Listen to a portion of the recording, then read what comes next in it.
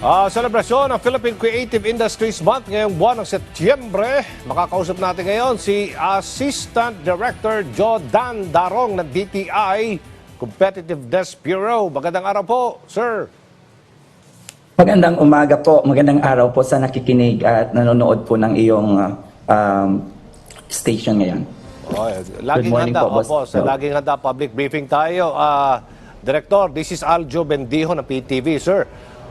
Ito bang selebrasyon ng Philippine Creative Industries Month ay bunga ng Philippine Creative Industries Development Act? Paano po makatutulong ito sa global competitiveness ng creative industry sa Pilipinas? Okay po, maraming salamat po, Boss Aljo. Bali, tama po kayo, yung Philippine Creative Industry Development Act or Republic Act 11904 ay naisabatas na po last year. Ang the inaugural celebration po ng Philippine Creative Industry Month or PCIM ngayong Septembre ay ito po ay dahilan doon sa batas nito. Yung sa tanong mo naman kung paano tayo magiging globally competitive, na ang PCIDA or Republic Act 11904 ay tumutugon po doon sa pangangailangan ng ating creative industry players. Just to give you an idea lang po, Boss Aljo, ang atin pong creative industry players ay kumakatawan po sa creative firms, mga artists, mga artisans, mga creators natin, creative workers po sa buong bansa. Ang mga sinasabi nating malikhaing Pinoy, we are promoting their creative outputs, at the same time po protecting their rights and ensuring that they're able to increase po yung kanilang capacities. So, sa ganun po, we will be able to support them when they will be able to, get into the global stage ng lahat ng kanilang mga artistic, cultural, and innovative po na mga outputs. Anong mga creative industries ba ang natutulungan ng batas na ito at ng PCIM, Director?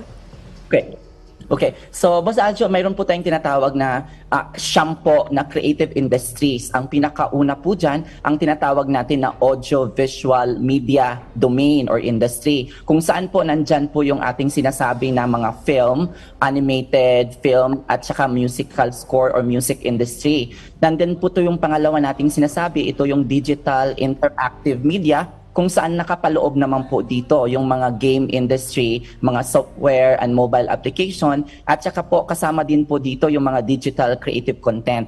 Ang pangatlo pong industriya na nakasakop po sa creative industry ng Philippines ay ang tinatawag natin ng mga creative services, kung saan ang mga advertising po, ang marketing, ay kasama po dito sa creative services sector.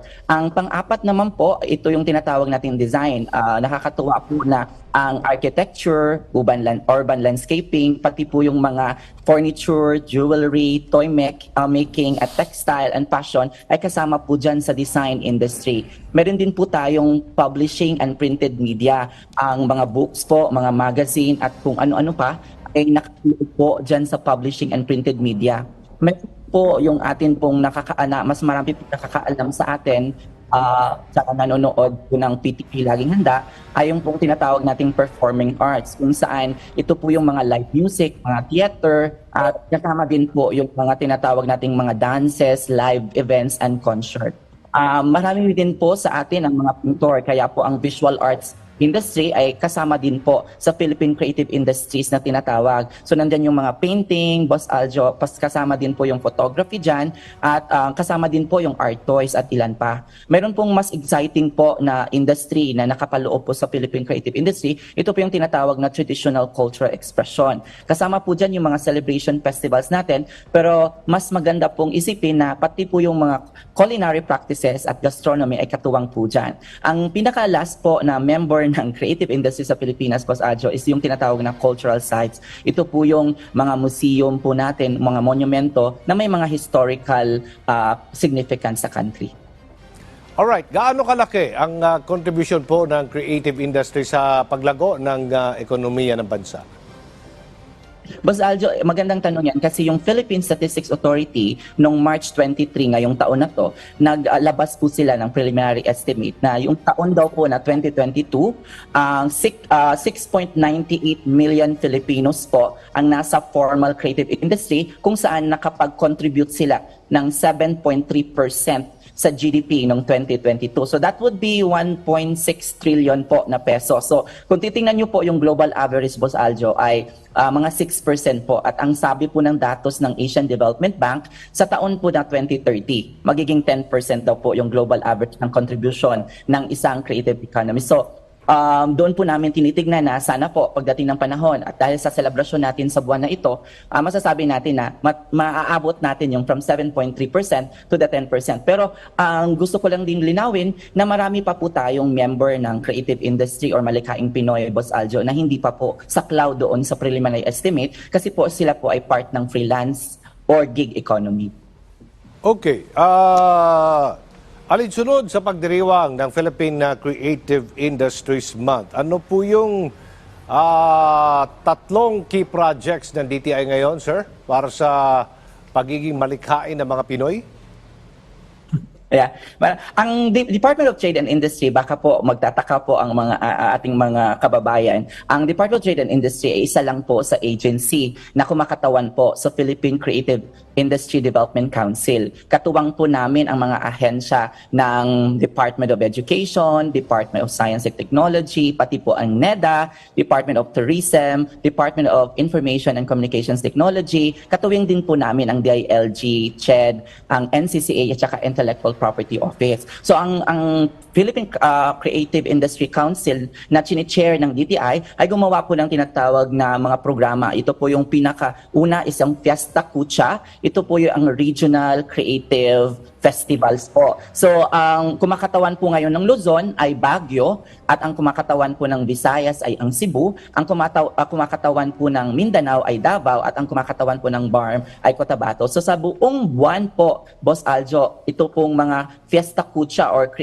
Regional Creative Festivals po natin ay nagaganapin po yan sa buong September. Mayroon din po kaming programa, ang tinatawag is Lungsad, kung saan ang atin naman po 1,600 plus na mga local government units po ay magkakaroon po ng pagkakataon na sila po ay mag-submit po ng proposal sa Department of Trade and Industry kung saan po up to 3 million po ang pwede nating maibigay sa kanilang suporta para lang po ay ma-encourage po ang kanilang mga local malikhaing Pinoy na mailabas po ang kanilang creativity and innovation sa locality. Ang isa din po naming programa na overarching po ito sa buong Pilipinas ay ang Department of Trade and Industries Malikhaing Pinoy Program. Ito ay tumutulong po para makahagilap tayo ng mga datos na opisyal para masasabi po natin na ang malikhaing Pinoy ng Pilipinas ay sadya pong marami pa kaysa sa 6.98 na binanggit ko kanina. Pangalawa po, yung access po ng finance kasi marami pong mga